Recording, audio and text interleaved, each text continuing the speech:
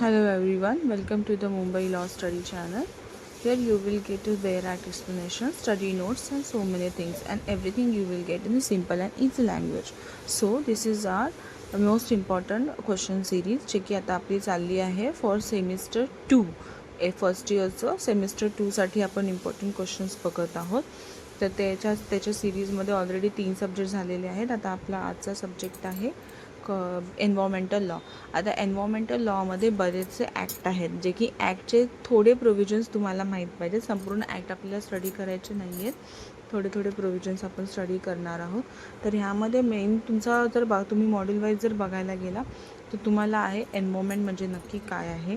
त्याच्यानंतर कॉन्स्टिट्यूशनमध्ये एन्व्हायरमेंटसाठी काय काय प्रोव्हिजन्स दिलेले आहेत, कुठले आर्टिकल्स दिलेले आहेत. हे जे स्क्रीनवर तुम्हाला 2 बुक दिसतात हे रेफरन्स, याच्यापैकी कुठलाही एक रेफरन्स बुक म्हणून तुम्ही यूज करू शकता. हे दोन्हीही छान आहेत, कुठलेही एक बुक तुम्ही यूज करू शकता.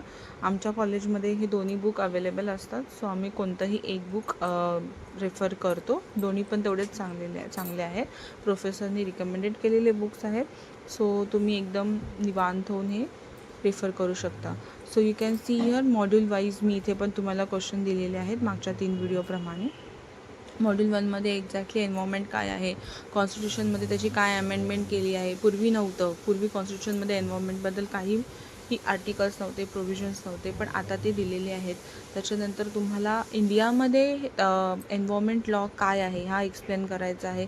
याच्यावर जवळजवळ तुम्हाला 2 ते 3 प्रश्न वेगवेगळ्या प्रकारे विचारले जाऊ शकतात. त्याच्यामध्ये तुम्हाला PIL भूमिका, जनहित याचिकेची भूमिका काय आहे हे संदर्भासह स्पष्ट करायचं आहे. हा खूप महत्त्वाचा प्रश्न आहे. तसेच सर्व प्रश्न महत्त्वाचे आहेत. तुम्ही जसं कराल ॲटलिस्ट तुम्ही 1-2 वेळा हे रेडी जरी करून घेतले तरी तुम्हाला कळेल की एक्झॅक्टली एन्व्हायरमेंटल लॉ या सब्जेक्टमध्ये काय आहे. ठीक आहे, बायहार्ट करत बसण्याची गरज नाही आहे. You just read for 1 or 2 times. Okay. त्याच्यानंतर मॉड्यूल 2मध्ये तुम्हाला इथे पोलिटर पे प्रिन्सिपल आहे, ते खूप इम्पॉर्टंट आहे. त्याच्यानंतर स्टॉकहोम कॉन्फरन्स आहे, हे पण इम्पॉर्टंट आहे. प्रिकॉशनरी प्रिन्सिपल इम्पॉर्टंट आहे. तसेच अजून जे क्वेश्चन्स आहेत ते पण इम्पॉर्टंट आहेत, पण हे जे 2nd, 3rd and 4th हे जे क्वेश्चन आहेत हे खूप इम्पॉर्टंट आहेत. तसंच मी मराठीमध्ये पण ट्रान्सलेट करून दिलेले आहे, तुम्ही बघू शकता. मराठीमध्ये सेम क्वेश्चन्स आहेत, फक्त थोडंसं त्याच्यामध्ये आपण ट्रान्सलेट केलेलं आहे. जर काही एरर असेल, इवन इंग्लिशमध्ये पण जर काही एरर असेल तर समजून घ्या, स्पेलिंग करेक्शन करून घ्या.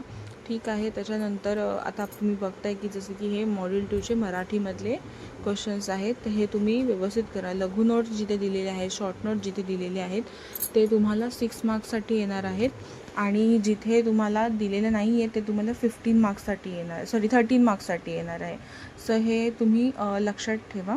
त्याच्यानंतर मॉड्यूल 3मध्ये तुम्हाला प्रिव्हेन्शन कंट्रोल ॲक्ट आहे. प्रिव्हेन्शन अँड कंट्रोल ॲक्ट 1981 आहे आणि 1974 पण आहे. त्याच्यानंतर अजून पुढे वेगळे ॲक्ट पण आहेत.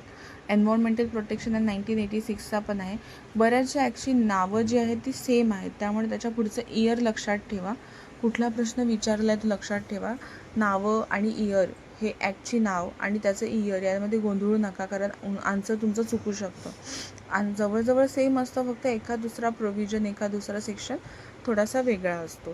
त्याच्यानंतर इथे तुम्हाला आता सेम हे मॉड्यूल 3च आहे. आता मॉड्यूल 4 येईल. मॉड्यूल 4मध्ये powers of proceeding of the national green tribunal हे शॉर्ट नोटमध्ये द्यायचे आहेत तुम्हाला. त्याच्यानंतर explain the salient features of the wild life, हे तुम्हाला प्रोटेक्शन ॲक्ट 1972चा ॲक्ट आहे, त्याच्यावरून तुम्हाला त्याचे सायलेंट फीचर्स लिहायचे आहे. त्याच्यानंतर बायोमेडिकल वेस्ट आहे, त्याचा रूलच आहे 2016चा, त्या रूलवरून तुम्हाला त्याचा शॉर्ट नोट लिहायचा आहे. त्याच्यामध्ये काय आहे, ते कशासाठी केलेलं आहे.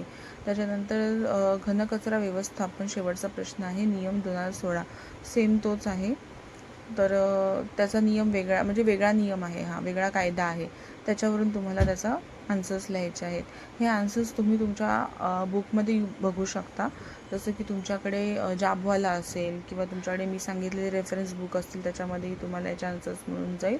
All the best for exam. आता एक्झाम नंतर भेटू.